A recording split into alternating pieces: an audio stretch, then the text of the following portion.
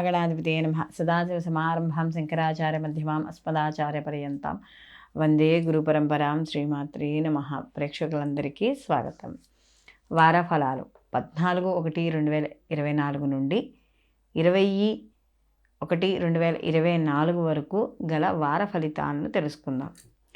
ఈ ద్వాదశ రాసుల వారికి ఈ వారం రోజులు ఏవైతే ఉన్నాయో ఈ వారం రోజుల్లో ఎటువంటి పనులు చేపట్టవచ్చు, ఎటువంటి పనులు చేయకూడదు, అలాగే ఏ రాశుల్లో ఉన్నవాళ్ళు ఎటువంటి ఫలితాలను పొందుతారు, అలాగే విద్యార్థులు కావచ్చు, వివాహం కాని వారికి కావచ్చు, అలాగే ఉద్యోగస్తులకు కావచ్చు, అందరికీ కూడా ఏ విధంగా ఉండబోతోంది, వీళ్ళు ఎటువంటి పరిహారాలు చేసుకోవాలి, ఇలాంటి విషయాలన్నిటి గురించి కూడా మనం ఈ వీడియోలో తెలుసుకుందాం. అలాగే ఈ యొక్క ద్వాదశ రాశుల వారికి కూడా నవగ్రహ సంచారాన్ని అనుసరించి మనకి అసలు ఎటువంటి ఫలితాలు గోచారం ప్రకారం ఎలాంటివి ఉంటాయి అనే విషయాన్ని మనం తెలుసుకుందాం.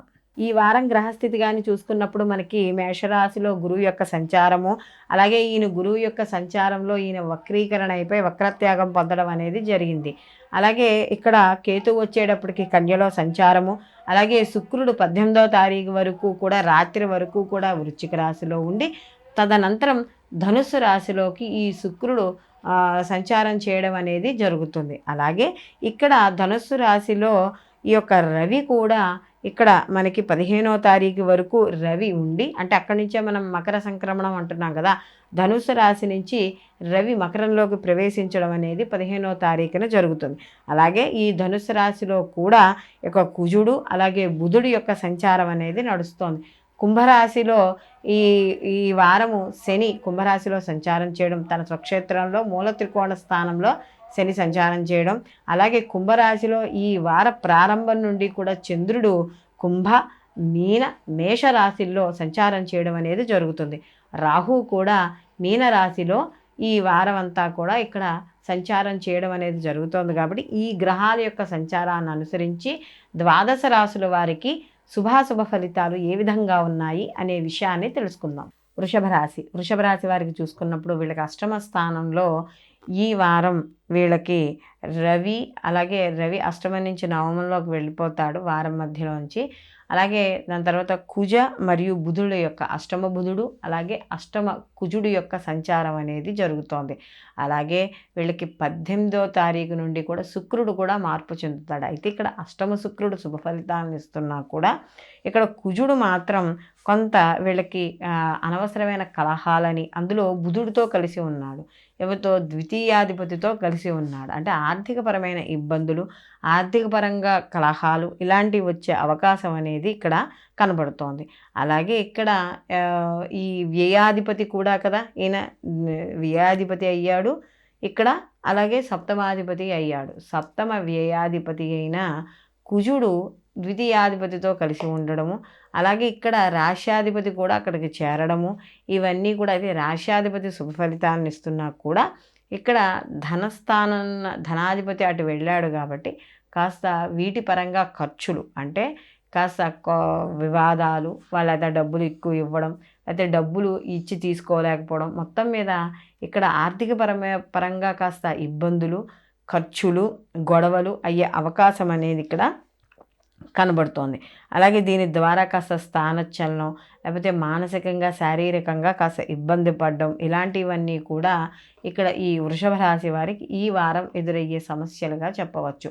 అయితే ఇక్కడ ముఖ్యంగా చంద్రుడి యొక్క సంచారం కానీ చూసుకున్నప్పుడు మనకి ఈ యొక్క చంద్రుడు మనకి ముఖ్యంగా ఈ దశమంలోను ఏకాదశంలోను దాని తర్వాత వ్యయ స్థానాల్లో సంచారం చేయడం వల్ల దశమ స్థానంలో కాస్త ఆరోగ్యాన్ని దాన్ని నిలకడగా చూసినా, దాని తర్వాత వారాంతానికి వచ్చేటప్పటికి మాత్రం కాస్త శారీరకపరమైన ఇబ్బందుల్ని వాటిల్ని మాత్రం, లేదా మా ఇంట్లో బంధువుల ద్వారా కానీ మిత్రుల స్నేహవర్గంలో కానీ చిన్న చిన్న విరోధాలు ఏర్పడే అవకాశం అనేది కనపడుతోంది. ఇక్కడ కనపడుతున్నా కూడా లాభస్థానంలో రాహు ఉండడం వల్ల వీళ్ళకి కాస్త ఈ ఇబ్బందులను మాత్రం కొద్దిగా తొలగే రాహు యొక్క ప్రభావం వల్ల కాస్త కొద్దిగా తగ్గుముఖం పట్టే అవకాశం అనేది కనపడుతుంది. అంటే వీళ్ళు చేసే పనుల్లో మాత్రం లాభాలు చవి చూడడం అనేది తప్పకుండా జరుగుతుంది. అలాగే వీళ్ళు ఏవైనా ఇదివరకు కొన్ని కోరికలు అనుకుని ఉంటే ఆ కోరికలు నెరవేరుతాయి.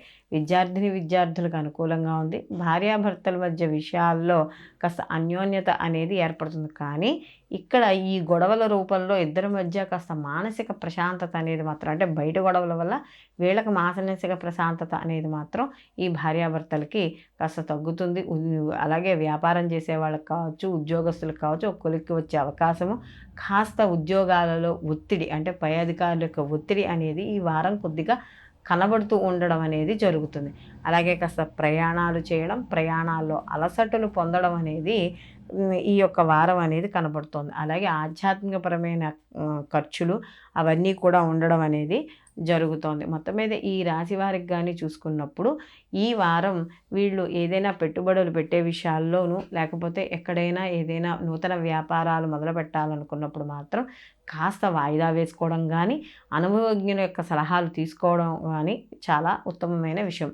అలాగే ఎప్పుడైతే వీళ్ళకి నవమ స్థానంలోకి రవి కూడా మార్పు చెందుతాడో, అష్టమ రవి యొక్క దోషం అనేది తొలుగుతుంది కాబట్టి శారీరకంగా ఉండే క్షీణత ఏదైతే ఉందో కాస్త కొద్దిగా అది తగ్గుముఖం పట్టడం అనేది జరుగుతుంది. అలాగే ఈ యొక్క వృషభ రాశి వారికి కాస్త కొంచెం ఈ రవి యొక్క మార్పు ఇవన్నీ కూడా జరుగుతున్నాయి కాబట్టి వీళ్ళకి తప్పకుండా వీళ్ళు ఆదిత్య హృదయ పారాయణ చేసుకోవడం, అలాగే వీళ్ళు ప్రతిరోజు కూడా వీళ్ళు ఈ గురువుకు సంబంధించిన ఆరాధన లేదా దత్త చరిత్ర పారాయణ చేసుకోవడం, వీళ్ళు మరిన్ని అంటే పెట్టుబడులు పెట్టే విషయాల్లో వాటిల్లో కాస్త ఇబ్బందులు పడుతూ ఉంటారు. అందులో వీడికి ద్వితీయాధిపతి కూడా వెళ్ళి వీళ్ళకి యొక్క కుజుడితో కలిసి ఉండడం, ఇవన్నీ గొడవలన్నీ ఉన్నాయి కాబట్టి మానసిక ప్రశాంతత కోసం అమ్మవారి యొక్క ఆరాధన లేదా కనకదార స్తోత్రం ఇలాంటివి పారాయణ చేసుకోవడం ద్వారా మరిన్ని మంచి ఫలితాలు పొందడం అనేది జరుగుతుంది. అయితే ఇక్కడ మనకి ఈ గోచార ఫలితాలతో పాటుగా జన్మజాతక ఫలితాలు కూడా చూసుకోవాలి. అయితే జన్మజాతక ఫలితాలు అన్నప్పుడు ఒక వ్యక్తి పుట్టినప్పుడు ఆ పుట్టిన సమయము, అలాగే ఎక్కడ పుట్టారు, తేదీ ఏమిటి, ఏ సంవత్సరం, ఇలాంటి వివరాలతో ఉన్న ఏదైతే జన్మ తేదీలు ఉంటాయో వాటిని బట్టి కూడా మనకి, అంటే ఈ జన్మ తేదీ అది తెలిస్తే మన జాతకం పూర్తిగా తెలియడం అనేది జరుగుతుంది. అంటే ఈ యొక్క వ్యక్తి జాతకంలో జరుగుతున్న మహర్దశలు కానీ, అంతర్దశలు కానీ ఇవన్నీ కూడా ఏ విధంగా ఉంటాయి, ఇవి గోచార ఫలితము బాగుంటే, ఈ జన్మజాతకము కూడా బాగుంటే, ఈ రెండు యొక్క ఫలితాలు కలిపి ఆ యొక్క జాతకస్తుడికి ఆ యొక్క సమయం ఏదైతే ఉందో కొత్త పనులు చేపట్టడానికి కానీ, లేదా ఒక స్టెప్ ఏదైనా జీవితంలో ఎదగాలి అనుకుంటే ముందుకు వెళ్ళడానికి కానీ ఎటువంటి ఆటంకాలు ఉండవు. ఒకవేళ ఏవైనా గోచార ఫలితాల్లో కానీ సరిగ్గా లేకపోయినా,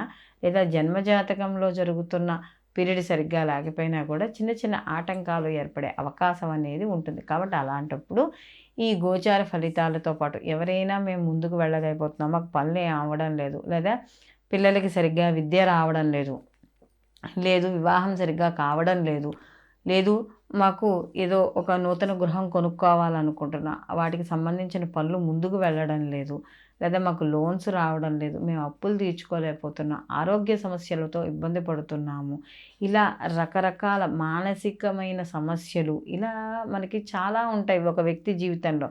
కాబట్టి ఇలాంటి ఎటువంటి సమస్యలైనా సరే ఈ గోచార ఫలితాలతో పాటుగా జన్మజాతక ఫలితాలు, అంటే జన్మజాతకాన్ని కూడా తప్పకుండా పరిశీలనలోకి తీసుకుని ఆ యొక్క గ్రహాలు ఎటువంటి స్థితిలో ఉన్నాయో, జరుగుతున్న మహర్దశలను బట్టి ఆ వ్యక్తి యొక్క వ్యక్తిగత జాతకాన్ని బట్టి దాన్ని అనుసరించి చేసుకోవాల్సిన పరిహారాలు, అంటే గోచార ప్రకారం చేసుకోవాల్సిన పరిహారాలతో పాటుగా జన్మజాతకంలో ఉండే దోషాల వల్ల ఏవైతే పనులు ఆటంకాలు ఏర్పడుతున్నాయో వాటి ద్వారా కూడా పరిహారాలు చేసుకున్నప్పుడు ఆ వ్యక్తి పూర్తి స్థాయిలో ఆ జాతకం ద్వారా వచ్చే మంచి ఫలితాన్ని, సంపూర్ణ ఫలితాన్ని పొందడం అనేది జరుగుతుంది.